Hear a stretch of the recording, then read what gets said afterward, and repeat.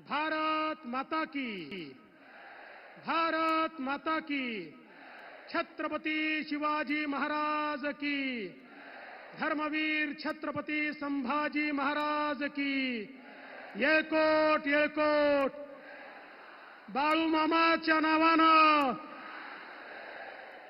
मंचावर उपस्थित असलेले अखिल विश्वातील सर्वाधिक लोकप्रिय नेते, आपल्या सर्वांचे नेते आणि भारताचे प्रधानमंत्री माननीय नरेंद्र मोदीजींचं आपल्या सगळ्यांच्या वतीनं मी या ठिकाणी स्वागत करतो.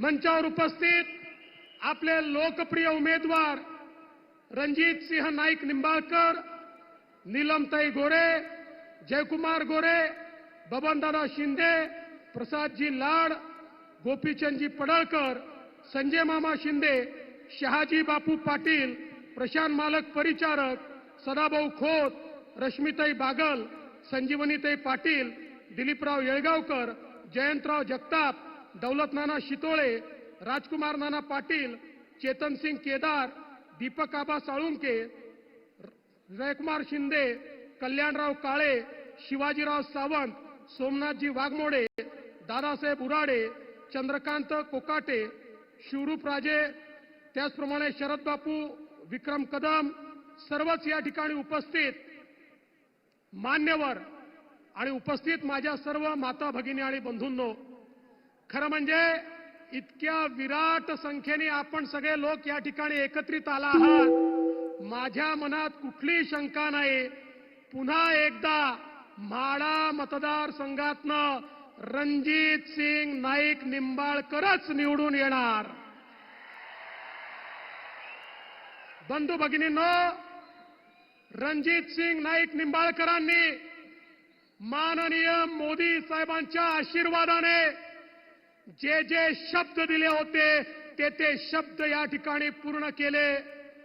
50-60 वर्ष ज्यांना आपण नेतृत्व दिलं ते प्रत्येक निवडणुकीमध्ये ती भाषणं करायचे, तेच ते वादे करायचे, त्या घोषणा करायचे, पण ते कधी पूर्ण झालं नाही.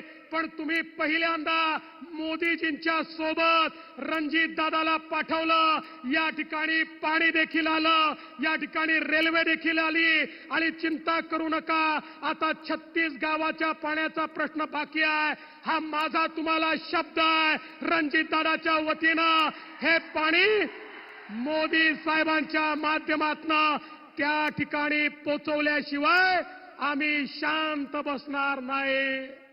आज तुम्ही बघा, वर्षानुवर्ष आपल्याला सांगितलं जायचं कृष्णा भीमा स्थिरीकरण, कृष्णा भीमा स्थिरीकरण. मलाही वाटलं मोठी योजना आहे, मुख्यमंत्री झालो, फाईल उघडली तर लक्षात आलं त्याच्यावर लिहिलं होतं पाणी उपलब्ध नाही, योजना बंद करता येणार नाही. पण या ठिकाणी रणजित दादाला तुम्ही खासदार केलं आणि मी मुख्यमंत्री असताना त्या ठिकाणी प्रयत्न सुरू केला. माझ्या लक्षात आलं की आपल्याला जे वाहून जाणारं पाणी आहे, जे फ्लडचं पाणी आहे, ते पाणी डायव्हर्शन कॅनलने उजनीपर्यंत आणता येतं आणि या सगळ्या दुष्काळी भागामध्ये हे पाणी पोहोचवता येतं. आपण वर्ल्ड बँकेची परवानगी मागितली, माननीय मोदी साहेबांकडे गेलो, आमच्या रणजित दादांनी त्याचा पाठपुरावा केला. मला सांगताना आनंद वाटतो, या फ्लड इरिगेशन प्रोजेक्टला त्या ठिकाणी मोदी साहेबांच्या आशीर्वादाने वर्ल्ड बँकेने देखील तत्वता मान्यता दिली आणि पैसे देण्याचं कबूल केलं. आता कृष्णेचं पाणी, वाहून जाणारं पाणी हे उजनीमध्ये आणून त्या माध्यमातून या संपूर्ण भागाला सुजलाम सुफलाम करण्याचं काम हे आपल्या सरकारच्या माध्यमातून होणार आहे. बंधू भगिनींनो, मोदीजींसारखा नेता पाठीशी आहे. आपण पाहतो, हायवेज पाहतोय, पिण्याच्या पाण्याच्या योजना पाहतोय, या ठिकाणी आपण सिंचनाच्या योजना पाहतोय. हे सगळं या ठिकाणी संभव झालं मोदी साहेबांचं नेतृत्व आहे म्हणून. मी तुम्हाला एवढंच सांगू इच्छितो, आता रणजित दादांच्या विरुद्ध पुन्हा एकदा जे उभे राहिलेत, जरा त्यांचाही इतिहास बघा. जे उभे राहिलेत त्यांचं एफिडेव्हिट बघा.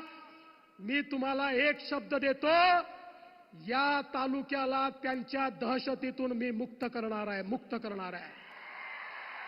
सामान्य माणसाला जो त्रास आहे, ज्या जमिनी बळकावल्या गेल्यात, जे लोकांचे खून झाले आहेत, जे लोकांवर हल्ले झाले आहेत, ज्या प्रकारे लोकांना प्रताडित केलंय, हे सहन केलं जाणार नाही. ही लोकशाही आहे, ही ठोकशाही नाही आहे. इथे अशा प्रकारे ठोकशाही ही चालू दिली जाणार नाही.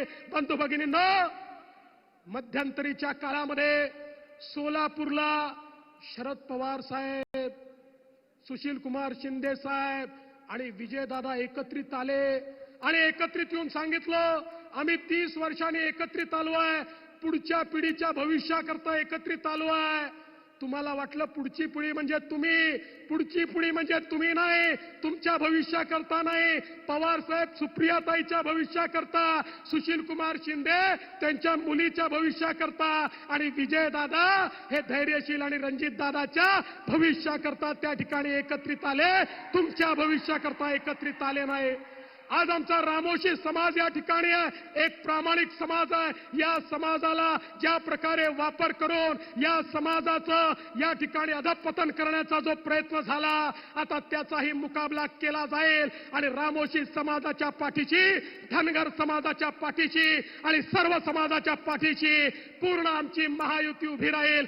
एवढंच सांगतो. पुन्हा एकदा आपल्या सगळ्यांच्या वतीनं माननीय मोदी साहेबांचं या ठिकाणी स्वागत करतो आणि रणजित दादांना पुन्हा दिल्लीला पाठवा. कमळाचं बटन दाबलं, वोट केवळ रणजित दादांना मिळत नाही, तुमचं वोट थेट मोदी साहेबांना मिळतं. त्यांना मतदान करण्याकरता रणजित दादांना निवडून द्या, एवढीच विनंती करतो आणि माझं बोलणं संपवतो. जय हिंद, जय महाराष्ट्र. सन्माननीय फडणवीस साहेबांचं मी आभार व्यक्त करते और इसके बाद मैं आमंत्रित